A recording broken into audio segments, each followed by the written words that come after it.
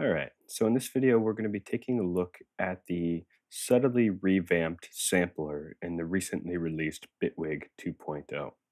We'll start with looking at what's different between the original version of sampler versus this updated version of sampler. Then we'll give a basic lay of the land of navigations and where things are, where to look for different aspects of this software synthesizer. Then we'll go in detail into the two different modes that sampler operates in, that being the single sample versus the multi-sample mode. And we'll talk about how to create sounds and manipulate your samples in both of those different modes. And then we'll conclude with talking about saving your presets.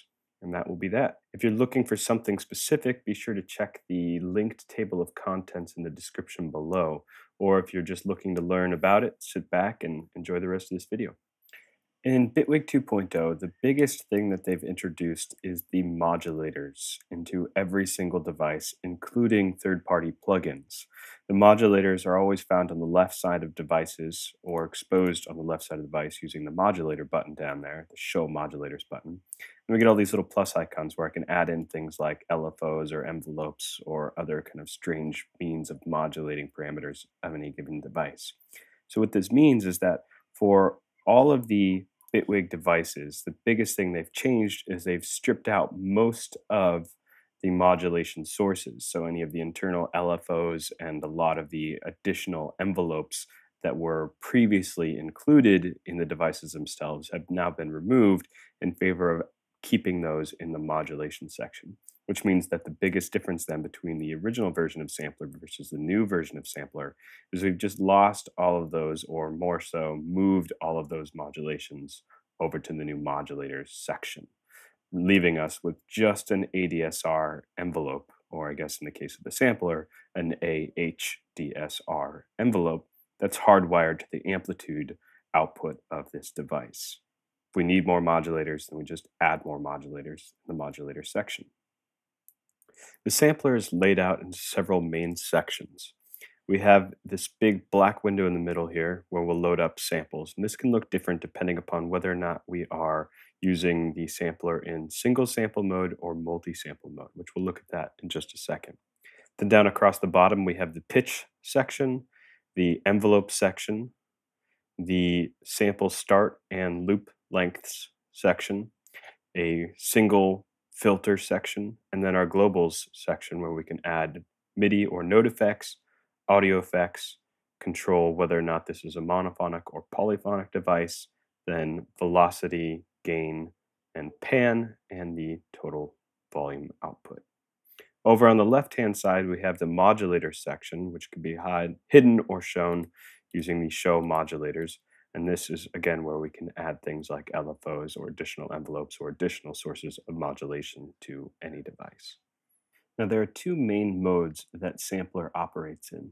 The first, and probably the most common, is single sample mode, where the entire synthesis or sound making process begins and is built upon just one sample.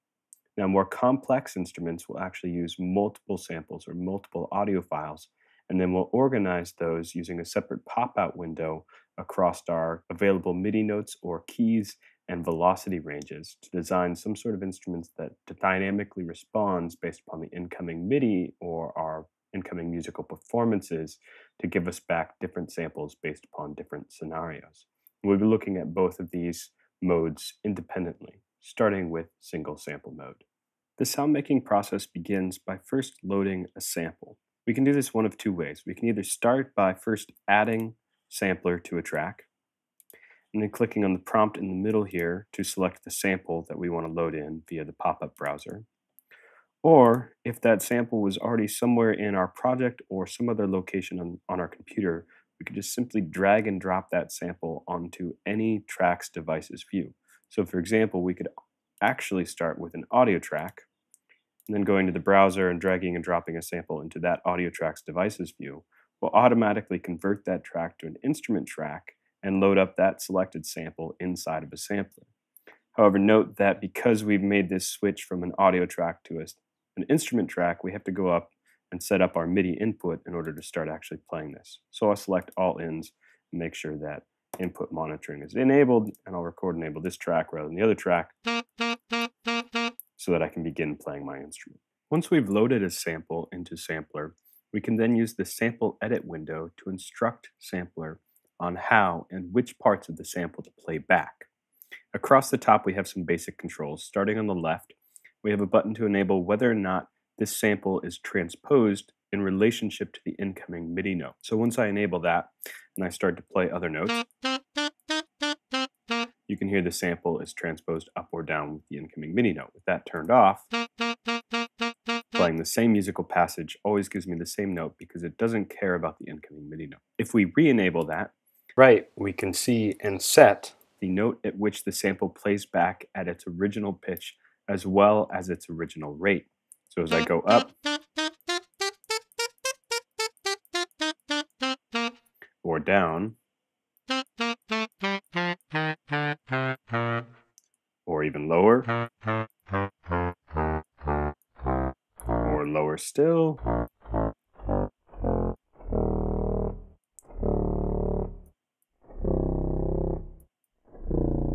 or back to C3, you'll notice a couple of things. Not only the pitch of the sample was going up or down, but also the speed of playback was going up and down, which is really important. That sampler is not capable of disassociating or decoupling the rate of playback of the sample or the tempo of this sample from the pitch at which we're playing it back.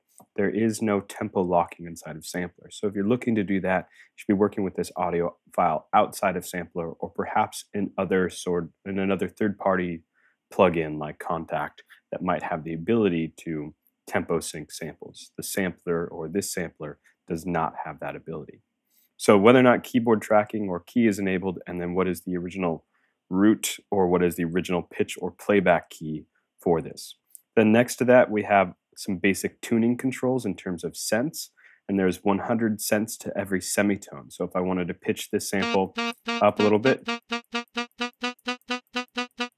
or down a little bit, moving via half step, just a little bit or nearly a half step, maximum of a half step, either way.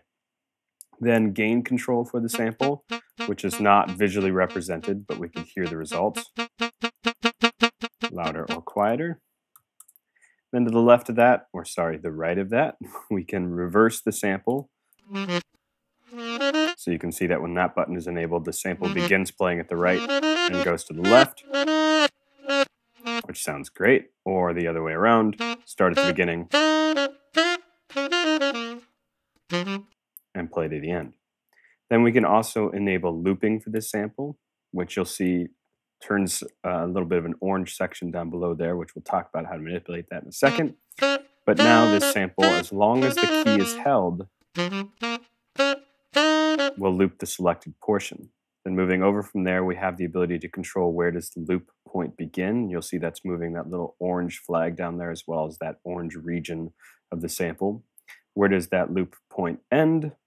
And then again, turning that on or off. Then to the right of that, we see a little folder icon with the name of the currently loaded sample.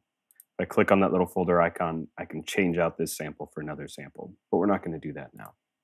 Then down below that, we have the actual display of the sample itself, and we have two sets of flags, the yellow flags and the orange flags. The orange flags are only visible if I have looping turned on for this sample. So then the yellow flags represent when I start playing a note,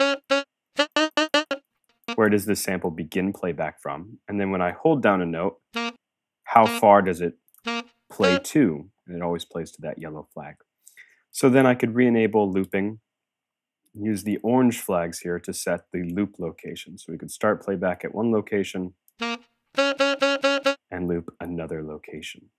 We can zoom in or out on this by hovering just over the lower section of this display and click and drag up to zoom in, and then left or right to navigate left or right, or down to zoom out. So we could really zoom in on this sample to really narrow in the start selections for anything. Because none of the parameters within the sample window are available to our modulators, so things like the envelope included in sampler, or any other modulators that we might add in, like LFOs or other things, those can't modulate any of the sample parameters. So Bitwig has added just below the sample window these three dials for controlling the sample's start point, the loop start point, and the loop length that will all work as kind of proportions of whatever we've set in this upper window up here. So if I wanted to manipulate the start point, so I'll trigger a couple notes, you can see that it will set it to start right on that note, but if I start to move this dial, we can see it's starting further into the selected portion we have until we start to go back, getting back to the beginning. Same thing with the loop. I'll adjust the loop points over to be just that first note of the sample here. And I can adjust that start point. We can see that moving further out into the selected portion of the sample, or conversely,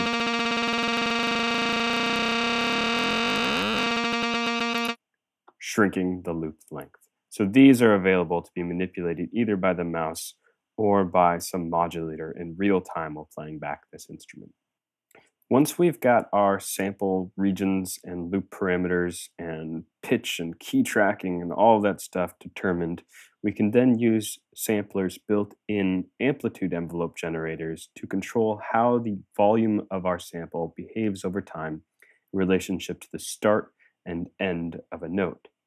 So we have two basic modes for the amplitude envelope generator. We have an AHDSR envelope, which stands for attack, hold, decay, sustain, and release, as well as we could switch this over to just what they call shot mode or single shot mode, where it just plays back the selected portion of the sample and we just have a simple steal release time. So if I play a new note while an old note was still being held, how long does it take to transition from one to the other?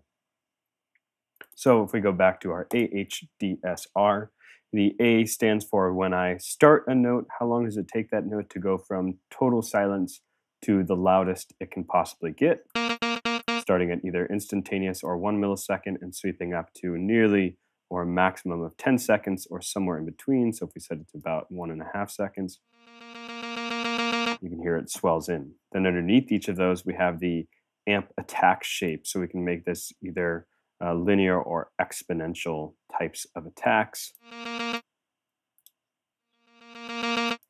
or back to linear just by clicking and dragging up and down. Then the next stage of this envelope is the hold time. So after we've gone through the attack period, if the note is still being held, how long does it hold until it begins the decay time? The decay time is the portion or the length of time it takes to go from our maximum amplitude to whatever our sustaining level is. So we can have a sustaining level that is silence, which just means that even if I continue to hold the note, it's eventually going to go back down to silence as determined by the decay time as well as the hold time. And then once I release the note, we enter into the release period, which is how long does it take it to go from the current sustaining volume or the current volume that we are within the attack or decay periods to go down to total silence again. So if I want really legato notes,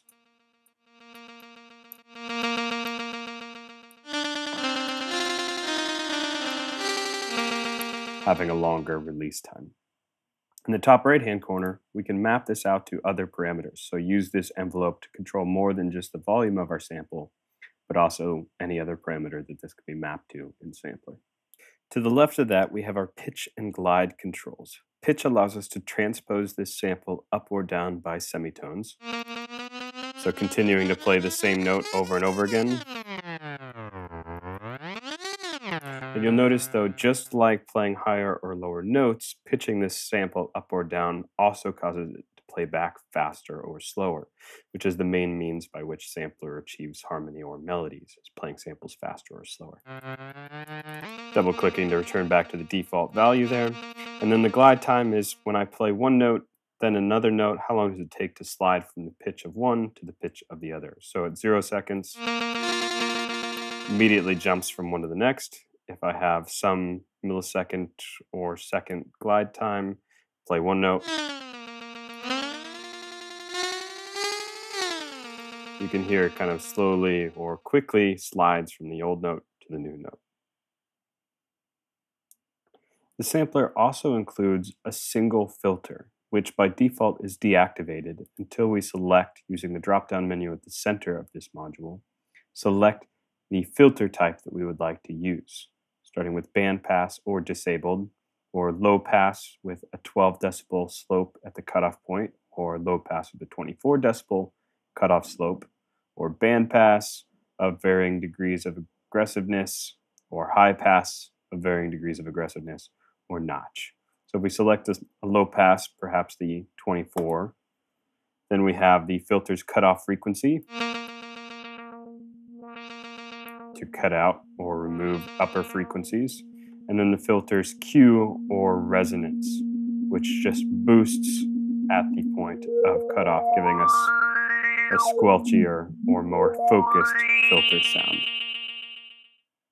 And finally, this brings us to the global section, where we've got two slots at the top, one for adding a note effects for processing the incoming MIDI data before it's interpreted by our sampler instrument, another for dropping in audio effects to process the audio that's been generated by our sampler instrument. Then beneath that, we have our mono versus poly controls. So mono means that we can only play one note at a time. So if we enable this button and I try and play a chord, we will only get the one note. With that turned off and I try and play that same chord, we get all the notes that I've triggered the sampler to play. When we have mono mode enabled, the ST gives us the ability to toggle whether or not we have a single triggered envelope. So if I have that not enabled,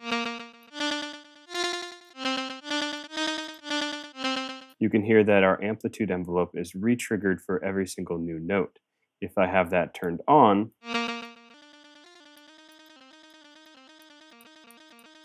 the envelope or the amplitude envelope does not re-trigger until I release all held notes and play a new note. The FP toggles the behavior for the glide mode. That when I have that disabled and we have some glide amount enabled and I play one note and then another note, you can hear it slides to the new note. If I have that enabled, we hear it does the same thing. But if I play a slightly different musical gesture where I first play a note, I'm going to disable it again, I play a note, and then I release that note and I play a new note, you can hear that even though the first note was not held, we still glided into the new note. Whereas if I enable this mode and I play a note, and I release that note and I play a new note, there is no glide into that note because the notes weren't connected or played in a legato fashion from one to the next. So I have to connect the notes in order to glide from one note to the next by playing a more legato style.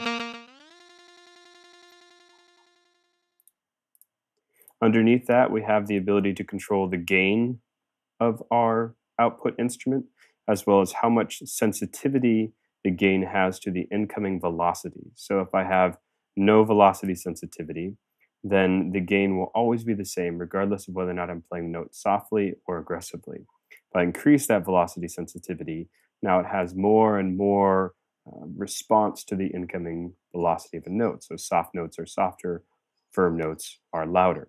Then we have the pan for the instrument, moving it to the left or to the right. And at the bottom, our global volume for adjusting everything overall. And those are all the parameters of the sampler instrument when working in the single sample mode. Next, we'll take a look at working in multi-samples. We can convert a single sample version of sampler to a multi-sample version of sampler just by simply clicking on the waveform display and scrolling down to convert to multi-sample. Once in this mode, in order to edit or add additional samples to our sampler instrument, we'll have to click on the Edit Multisample in the top right-hand corner of the sample display window. This will expand out or open up a new window that actually will dominate the entirety of your Bitwig display if you're working on a single monitor. And now we have two different areas of working. We have the actual zone selections where we can organize samples by key and velocity. Then once we select one of those zones, we can see that we've got all of our sample controls back in this lower window. We can add additional samples to our multi-sample sampler by going back to our browser, finding the samples we want to load up, and drag and drop this over the zones region. And now you can see it's showing us a preview of where that sample is going to be loaded up and how much space it's going to occupy. And we measure that space, or we organize these samples based upon its key and velocity range. So you can see that as I narrow in and get closer to the keyboard, it gives me a more focused amount of keys that this sample will be triggered by. And as I get further away from the keyboard, it expands out the keys that will actually trigger this sample. And we can see vaguely lit is the root key by default. So it's always going to be the center of this region or this zone that we're creating. So if I was working with dragging in multiple samples, holding shift and selecting a whole bunch over here and dragging these over, you can see that I can organize a whole bunch of these and spread them out or focus them in by getting closer or further away from the keyboard. If I wanted to organize these based upon velocity rather than by key, if I hold shift while still holding my cursor down, you can see now I'm organizing them evenly by velocity and then just controlling by zooming in or out closer and further to that key, the range that they'll occupy. And I could release them to place them there, which gives you a hint or look towards how we're actually organizing samples in this view. That we're organizing which keys and then specifically which velocities under that key triggers a specific sample. We can edit that by taking the selected zone, hovering over the left-hand side to set the lowest note that triggers a note or triggers a sample, then on the right to set the highest note that triggers a sample, then on the tops or bottoms to set the velocity range that triggers that sample. So we've got low velocities at the bottom and high velocities towards the top. And we use this window to then organize all these samples to create the situations in which, or musical situations in which we want samples to play back. So for example, we might use this to organize a whole bunch of recordings of a really nice grand piano, where we take each single note of that grand piano and we play it back at several different velocities, starting with soft, louder, louder, loudest, and then we would organize all the samples of that note on a single note and then divide up based upon the aggressiveness of the note recording based upon velocities, so that when we play back using our MIDI keyboard, we get a recreation of what we would have gotten in the real world with that instrument. So once we've organized all of our samples up top here, we can then select a single sample to edit things about it, like its key range, its velocity range, its root note, or any sort of tweaking or modifications to it, whether or not it's tracking keys, so playing higher or lower if we play it with higher or lower notes in relationship to its root note, whether or not it's reversed, its fine tuning, and its volume changes, where it begins in terms of its sample start point and end point, whether or not it's looping and where are those loop points set to, and then finally just some info about the sample. What file is it, its duration, and its sample rate. And then down below, we can close this back out by clicking on that Edit Multisample, and then we've got all the same parameter controls which affect all the samples inside of our multi-sampled instrument, just the same way as we had seen with a single sample. Once we've finished designing a multi-sample instrument or a single sample instrument that we want to use in other projects, we can save it via one of two methods. We can either save it within the Edit Multisample window by going to the top left-hand corner, you'll see Save to Library.